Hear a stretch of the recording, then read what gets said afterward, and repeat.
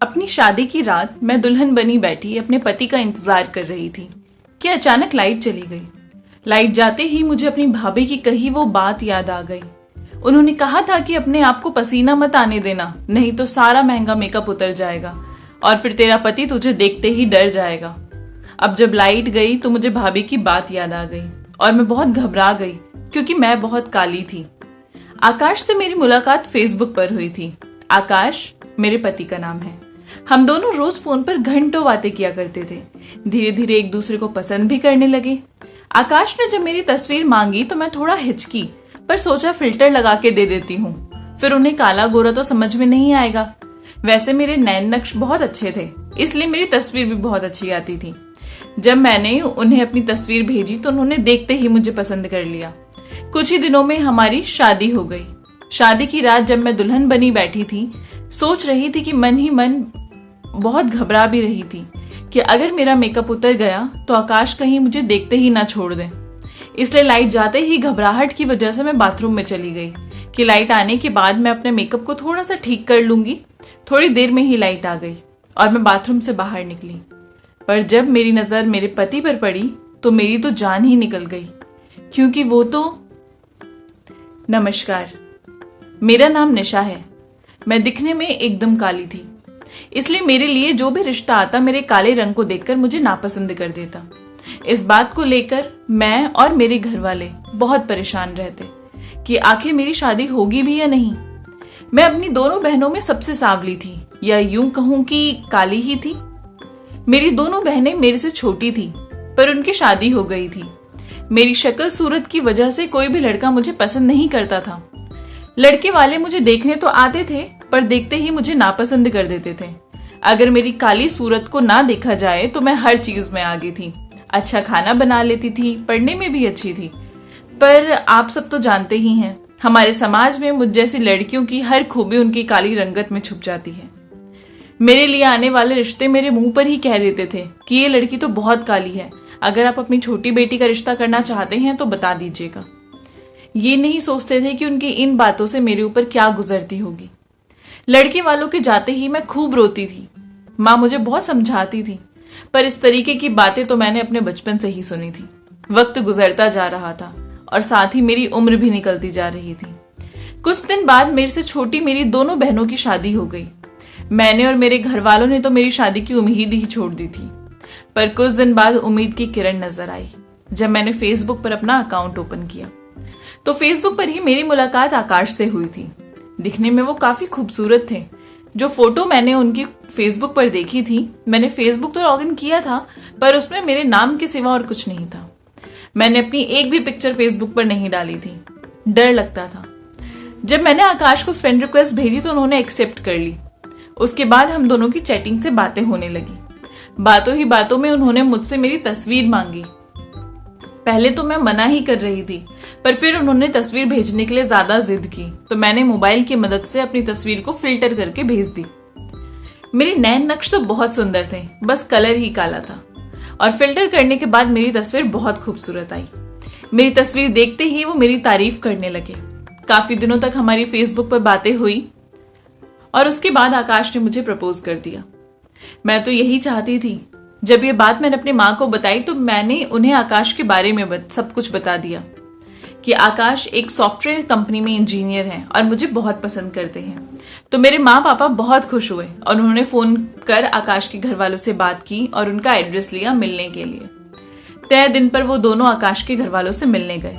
मैं बहुत खुश थी उस दिन पर। ना जाने क्यों जब मेरे माँ पापा वहां से वापस आए तो थोड़े उदास थे। मैंने जब माँ से पूछा कि क्या हुआ, तो माँ ने बस कुछ शब्दों में कहा कि कुछ नहीं, वो तुमसे शादी करने को तैयार है, पर शादी सादगी से करना चाहते हैं। शादी सादगी से करना चाहते हैं? ये बात सुनकर मेरे मन में कुछ हलचल हुई, क्योंकि आकाश घर के इकलौते बेटे थे और वो शादी भी वो सादगी से करना चाहते हैं। ये क्या बात हुई? थोड़ा बुरा लगा था, पर सोचा वैसे ही मेरी शादी इतनी मुश्किल से और इतने दिनों बाद हो रही थी।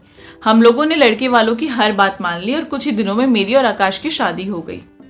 शादी होने से पहले मैंने माँ से एक बात कही थी कि माँ, अगर वो लोग अपनी इतनी शर्तें मनवा रहे हैं तो हमारी तरफ से भी उन्हें एक शर्त बता दो कि हमारे घर में लड़कियों की शादी पर्दे में होती है।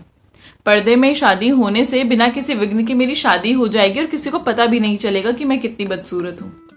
और शादी होने के बाद क्या है, जब शादी हो जाएगी तो मैं अपने प्यार और गुण से अपने पति को अपना बना ही लूंगी। उन लोगों ने भी बिना कुछ कहे मेरी बात मान ली और लड़के वालों को भी बता दिया कि हमारे घर पर शादी पर्दे में होगी। लड़के वालों ने भी हमारी शर्त मान ली। कुछ दिन बाद मेरी और आकाश की शादी हो गई। शादी होने के बाद भाभी मेरे कमरे में आई और मुस्कुराकर मुझसे कहने लगी, ध्यान रखना निशा, शादी की पहली रात को अपने आप को पसीना मत आने देना, वरना इतना महंगा मेकअप तुम्हारा खराब हो जाएगा। उस वक्त मैंने भाभी की बातों पर कोई गौर नहीं किया और दुल्हन बनके ससुराल चली गई। मैं सुहाग की सेज पर बैठी हुई अपने पति का इंतजार कर रही थी कि तभी अचानक लाइट चली गई। लाइट के जाते ही मुझे थोड़ा बहुत पसीने आने लगे और मुझे भाभी की बात भी याद आ गई। लाइट के जाते ही मैं घबराकर बाथरूम में चली गई कि जब लाइट आएगी तो मैं अपना मेकअप ठीक कर लूंगी। कुछ ही देर में लाइट आ गई थी, पर मैं जैसे ही बाथरूम से बाहर आई तो देखा आकाश वहां बैठे हुए थे। मैंने आज पहली बार आकाश को सामने से देखा था, क्योंकि मैं खुद ही चाहती थी कि मेरी शादी में ज्यादा तामझाम ना हो। मुझे डर था कि कहीं लड़के वाले मेरी काली रंगत देखते ही मुझे छोड़ ना दे। मेरे घर वाले ही आकाश को देखने उनके घर गए थे और आकाश और उनके घर वालों को तो मैं तस्वीर में ही पसंद आ गई थी। इसलिए आज मैं पहली बार सामने से आकाश को देख रही थी। फेसबुक पर मैंने जैसा उन्हें देखा था वो बिल्कुल वैसे थे, बहुत ही खूबसूरत। आज सामने से जब उन्हें देखा तो उनकी खूबसूरती देखकर मैं थोड़ी घबराई हुई थी कि कहीं वो मेरे काले रंग की वजह से मुझे छोड़ ना दे। फिर भी मैं किसी तरह अपने आप को संभालते हुए उनके पास आई और उनके बगल में आकर बैठ गई। कुछ वक्त हम दोनों में खामोशी थी। फिर अचानक आकाश ने कहा, तुम अपनी तस्वीर से भी ज्यादा खूबसूरत हो। यही कहते हुए आकाश ने मुझे मुंह दिखाई की अंगूठी पहनाई। मैंने पहली बार किसी के मुंह से अपने लिए तारीफ सुनी थी, और वो भी आज। मेरा पति मेरी तारीफ कर रहा था। मैं बहुत खुश थी, पर साथ ही अंदर से डरी हुई भी थी कि मेरा मेकअप धोने के बाद कहीं आकाश का प्यार कम ना हो जाए। अभी मैं यही सब सोच रही थी कि आकाश ने कुछ ऐसा कहा कि मेरे होश ही उड़ गए। उन्होंने कहा, तुम हाथ मुंह धोकर हल्के कपड़े पहन लो, ये भारी भरकम कपड़ों से तुम परेशान हो रही होगी। मेरे दिमाग में खलबली सी मच गई कि अब क्या होगा। मैं बहुत घबराई हुई थी। बार बार बस यही बोले जा रहे थे कि जाओ अपने कपड़े चेंज कर लो। ना चाहते हुए भी मैं वॉशरूम में गई और मुंह धोकर एक सिंपल सा कपड़ा पहनकर डरते डरते बाहर आई। आकाश की बातों ने तो मुझे हैरान करके रख दिया। मुझे देखते ही कहने लगे, अब तो तुम पहले से भी ज्यादा खूबसूरत लग रही हो। उनकी बातों से मैं सोच में पड़ गई कि कहीं ये मेरा मजाक तो नहीं उड़ा रहे हैं। इन्होंने तो मेरे काले रंग के बारे में कुछ भी नहीं कहा, बस मेरी तारीफ करते जा रहे हैं।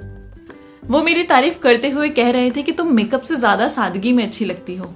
बस मेरी तारीफ किए जा रहे थे और मैं अपनी किस्मत पर गुरूर कर रही थी कि भले ही मेरी शादी लेट हुई, पर एक बहुत अच्छे इंसान और खूबसूरत इंसान से हुई।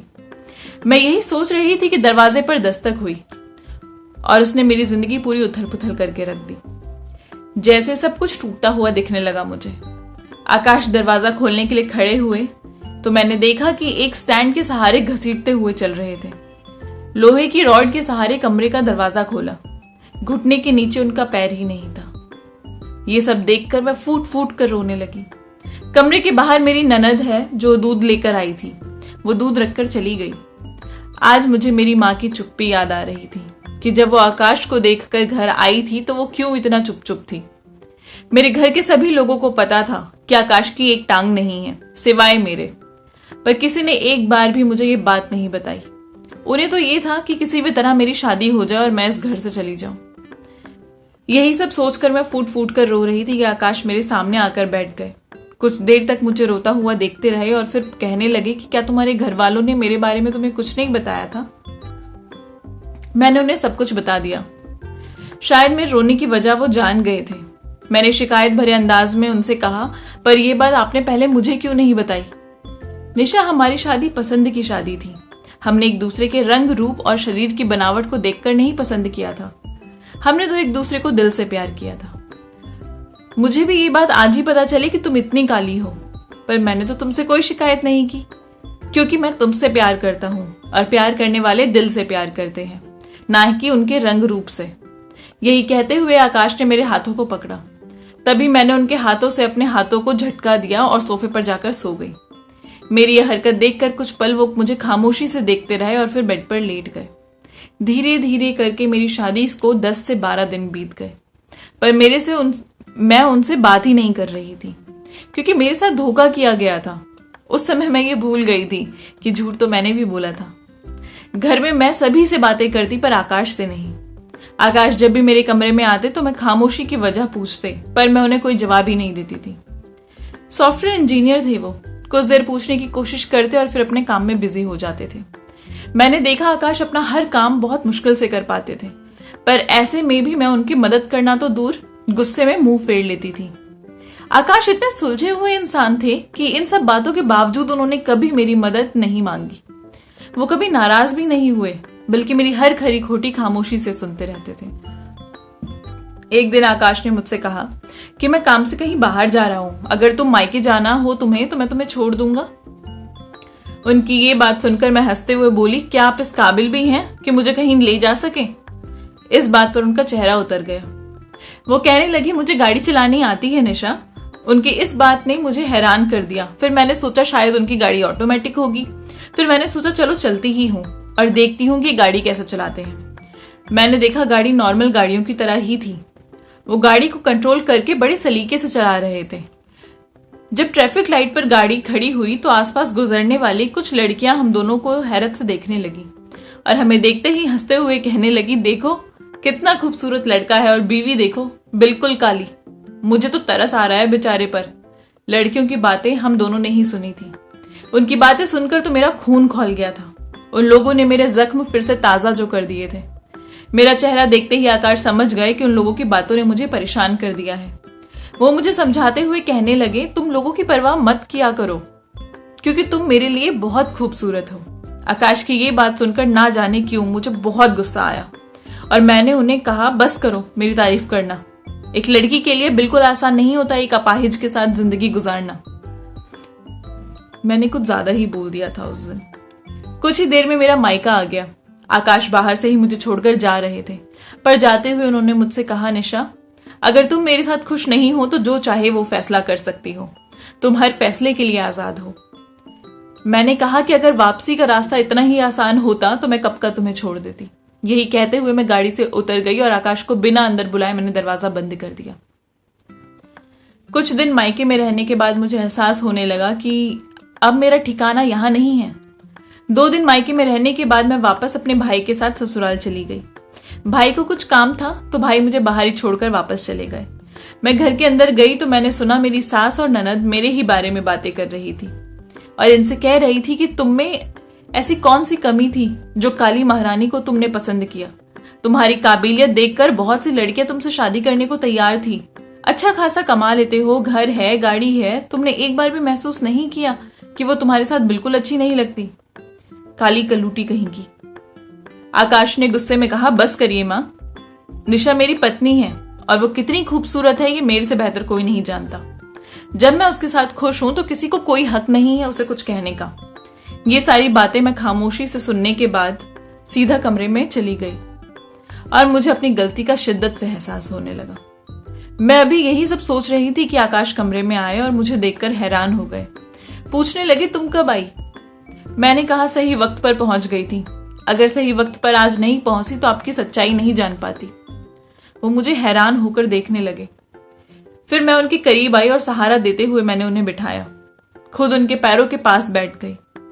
वो मुझे यूं अपने पैरों के पास बैठा हुआ देखकर हैरान हो गए। कहने लगे, निशा तुम यहां पर क्यों बैठी हो? उनकी इस बात पर मैं फूट फूट कर रोने लगी। आज मुझे एहसास हो गया था कि आकाश ने मुझसे सच्चा प्यार किया था, इसलिए अंदर की कोई भी कमी उन्हें दिखती ही नहीं थी और एक मैं थी कि बस उनमें कमियां निकालती जा रही थी। मैंने आकाश से माफी मांगी और आज मैंने आकाश को अपना सब कुछ सौंप दिया था। आज हमारी शादी को 6 साल हो गए हैं और मैं उनके साथ बहुत खुश हूं क्योंकि वो बहुत अच्छे इंसान हैं और सबसे बड़ी बात कि वो मुझे बहुत प्यार करते हैं। अक्सर लोग बाहरी सुंदरता के चक्कर में इंसान की आंतरिक सुंदरता देखना भूल जाते हैं। एक इंसान बहुत सुंदर हो पर वो आपकी इज्जत ना करे, आपको प्यार ना करे, और दूसरी तरफ वो इंसान जिसकी सूरत सुंदर भले ही ना हो पर उसकी सीरत सुंदर हो, आप किसे चुनेंगे? आई होप आपको ये कहानी पसंद आई होगी। अगर अच्छी लगी है तो चैनल को प्लीज सब्सक्राइब कर दीजिए, लाइक कर दीजिए और अपने प्यारे से कमेंट नीचे ड्रॉप कर दीजिए। मिलूंगी आपसे नई कहानी के साथ, तब तक के लिए बाय बाय।